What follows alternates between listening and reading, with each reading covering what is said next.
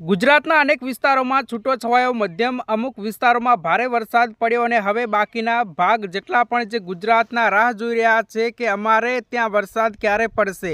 કાળા વાદળો તો ઘેરાઈ ગયા છે પણ વરસાદનું આગમન ક્યારે થવાનું છે એની વાત કરીશું વિંડીના માધ્યમથી। પહેલાં જોઈએ તો આપણે જે સિસ્ટમ વેસ્ટર્ન ડિસ્ટર્બન્સ અને જે ટ્રફ ખેંચાઈને આવી રહ્યો છે એની વાત કરીએ તો મધ્ય મહારાષ્ટ્રમાં પાસે એક સિસ્ટમ તમને દેખાતી હશે। આ જે મજબૂત સિસ્ટમ છે અને તમને આજે રેડ કલર દેખાય છે એની તીવ્રતા પણ તમને ખબર પડતી હશે કે કેટલી મજબૂત એ સિસ્ટમ છે। ધીરે ધીરે આપણે જોઈએ તો આપણને ખબર પડે કે આજના દિવસમાં એ સિસ્ટમની અસર દક્ષિણ ગુજરાત આ દરિયાકાંઠાનો વિસ્તાર એટલે તમે જુઓ કે જે સૌરાષ્ટ્રના દરિયાકાંઠાનો વિસ્તાર છે ત્યાં એની ભયાનક અસર થવાની છે। ભાવનગરથી લઈને તળાજાથી લઈને રાજુલાથી લઈને જાફરાબાદ દીવ કોડીનાર આ બાજુ વેરાવળ પછી માધવપુર એટલે કે દ્વારકાવાળો આખો જે પટ્ટો છે ત્યાં બધી જગ્યાએ એની અસર થવાની છે। સાથે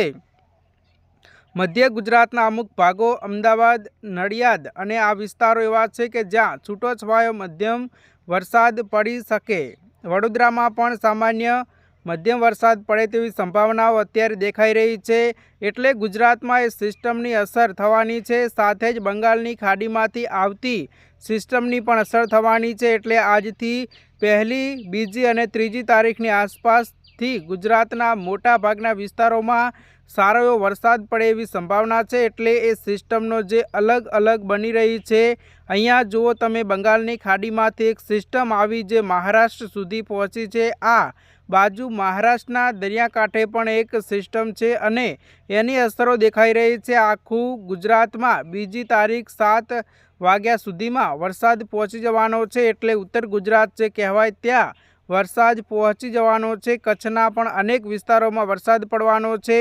ત્રીજી તારીખે દક્ષિણના ભાગોમાં ખૂબ વધારે વરસાદ બતાવી રહ્યો છે એટલે આ બાજુ વાપી વલસાડ સુરત ડાંગ આહવા આ બધા વિસ્તારોમાં વરસાદ પડશે। ભાવનગરથી લઈને સૌરાષ્ટ્રના અમુક ભાગોમાં પણ ખૂબ વધારે વરસાદ પડે એવી સંભાવના છે। ચોથી તારીખની આસપાસ અમદાવાદ ગાંધીનગર વડોદરા ગોધરાવાળો પટ્ટો આપણે જે કીધું હતું કે જે સિસ્ટમ છે એ ઇન્દોરથી થઈ અને ધીરે ધીરે આગળ વધે છે અને એના કારણે મધ્યપ્રદેશથી આવેલી સિસ્ટમ મધ્ય ગુજરાત પર સીધી અસર કરશે અને જ્યારે અસર કરશે ત્યારે મધ્ય ગુજરાત અને ઉત્તર ગુજરાતમાં ધુવાધાર વરસાદ પડે એવી સંભાવના છે। ત્યાં સુધી તમે જુઓ કે 5 તારીખથી અહીંયાથી એક સિસ્ટમ ઉપર આવી રહી છે અને જ્યારે આ બંને સિસ્ટમ ભેગી થાય ત્યારે દક્ષિણ ગુજરાતમાં અતિથી અતિ ભારે વરસાદ પડવાની સંભાવના છે। સાથે સૌરાષ્ટ્રના દરિયાકાંઠામાં અતિથી અતિ ભારે વરસાદ પડે તેવી સંભાવનાઓ છે। 4-5 તારીખ સુધી